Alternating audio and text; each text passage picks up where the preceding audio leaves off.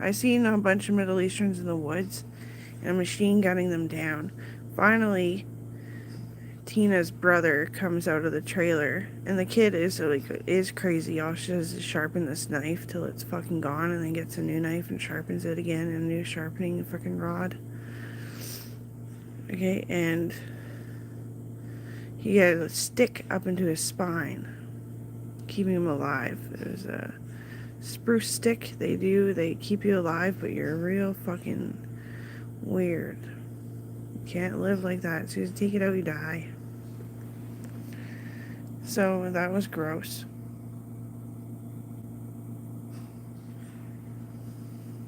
And Tina's just trying to remind me, and she's sick and like dying. Same problem as me is it's really affecting the respiratory, and it's not quite making us sick, the coronavirus, but it's affecting our immune system to the point that it's hurting our lungs. And she's had the ambulance a few times because she's much older than me. That's my auntie, for fuck's sakes. So she's the drama of the neighborhood or something. I don't know. Hopefully people don't think of it that way. I think they just cry and then pray to death for her and for themselves to be okay. But there's a weird fucking pimple on my eyebrow. It hurts. I don't know where the fuck the TV remote is. Just saying. But yeah, it was gross. What a gross fucking day. No kid that sharpens knives to stay in a proper reality to keep her safe is ever allowed to be in care. So I begged Gita. I'm like, just meet her. Her name is Lacey. I put her in care. Yeah. Like care. Like she's still family. You can go see her. She's not our family, so it's a bit more like if somebody's really appropriate for her, maybe she can go live in a house again.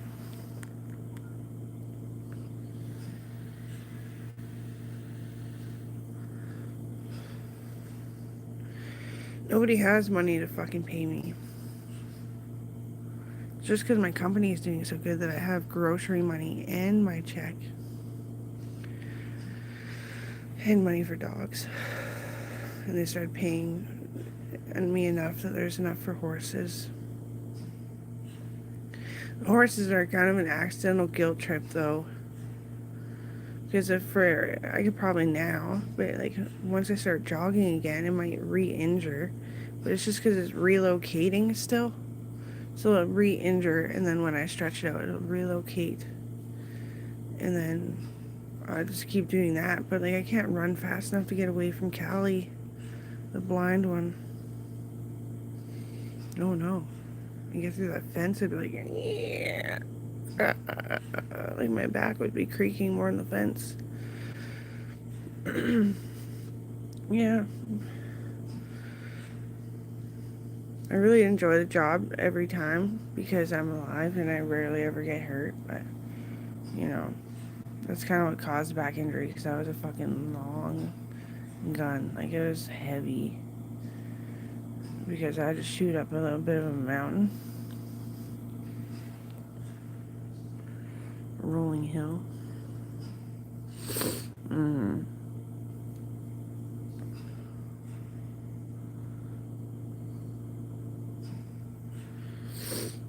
That's how they kept her medication from her burning out her vagina and fucking thinking that she got raped.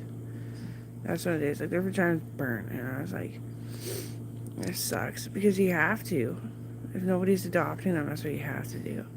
At the same time, I like asked Kobe not to adopt a crazy kid.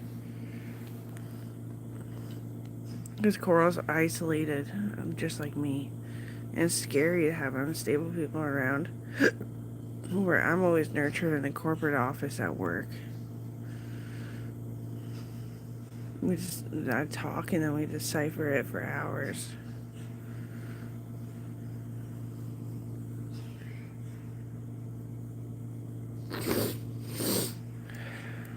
Problem is, I really like Chris and Christina, and they're both twins. So now the other twins want to run the company. And I don't know what happened with that. Like, they are, but part-time. Because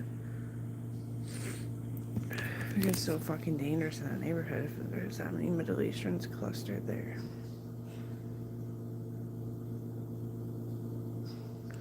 I'm sorry I show my bod. Right, JD? Yeah. It's not like it's an inclusive fucking chest. It's actually big fucking tits. And I know. Fitness is freedom. I know. But I am pretty fit, but at the same time I am pretty fat still. I know I am. I know I could be doing better. But honestly, with the healing process, I'm way too fucking tired to care. I want to eat a fucking hamburger. With time. It was my decision and it was my choice. Could have just walked away and been like, oh, and but it would be like, what are you fucking whores? Pretty sure having kids in this economy makes you more of a whore than skipping it. And I'm so willing to show you because you always call me fat and shit. I'm not actually even really fat. It's just the bottom abs aren't strong. And it's not even that the bottom abs aren't strong. Is that my belly button is injured. So it's kind of drooping and sagging and shit. But it's not even as bad as the camera makes it out to be, believe me. I have a really good mirror. And then I have this one that sort of lobs. And I'm actually so skinny that I'm surprised the doctor hasn't said to gain weight. Not that I need him to. I'm just going through that my lungs hurt. So, like, I'm sick. I'm fighting off it too much. But there's no, if you rapid tested me, I'm not sick with corona. It's just hurting me. And all the death and noticing all the people gone is really depressing. So my lungs hurt. So that's, what is that?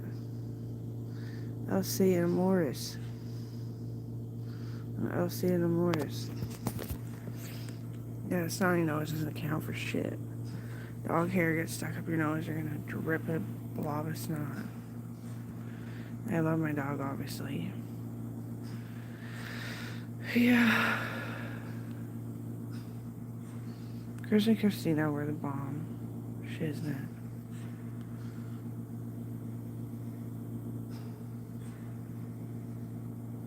Now it's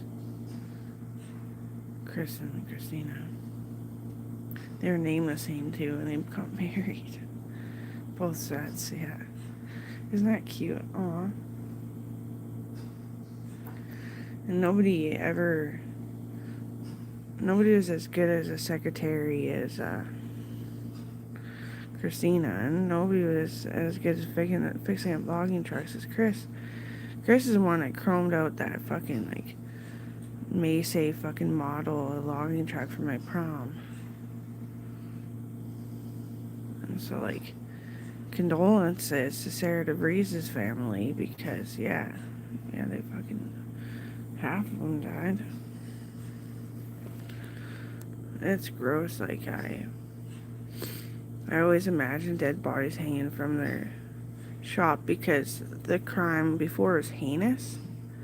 Somebody was making them commit suicide, and you could tell. I found lots of dead bodies in there, but then eventually I was always seeing that because I was so scared. I used to go get babysat there after school sometimes. Yeah, and then I was the fucking leader. Once everyone deciphered what the fuck I was saying. Pretty cool, huh? Oh, but, like, I love that little kid that Kobe was babysitting, but he was crazy. Oh, yeah. Every time he would start talking, he would get a fucking huge enraged fever. Like, he wasn't just angry. No. Like, even his soft little baby jibber jabbers. It was like, and he had never really been around other babies. Kobe had him since he was basically born. And he had that kind of learning disability. So, like, I don't really want that around the kids because they struggle as it is. But at the same time, he was around them. Like, I'm not a fucking arrogant asshole. It's just like, find a family that's actually pertaining to you. But then I have a problem with myself. And it's that those fucking kids get turned into sex slaves by the other kids. That's why I really laugh when Sarah ran into Owen's house and came out before Owen was determined to be too sick to be around other people that he didn't know very well. She's like, bet you thought I was saying that we're supposed to have sex. He's like, Mama, Amber doesn't even have sex with me and my dick's broken and no. And she's like, oh, hi, whatever. And she's like, I'm glad I found a smart one. I'm glad Amber found a smart one. I'm glad I met smart people today. It's pretty scary out there.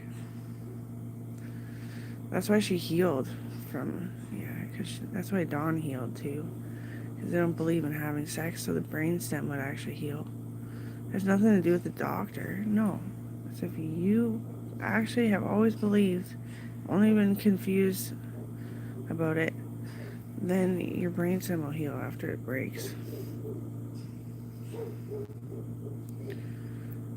I'm scared. Barking right next to the house.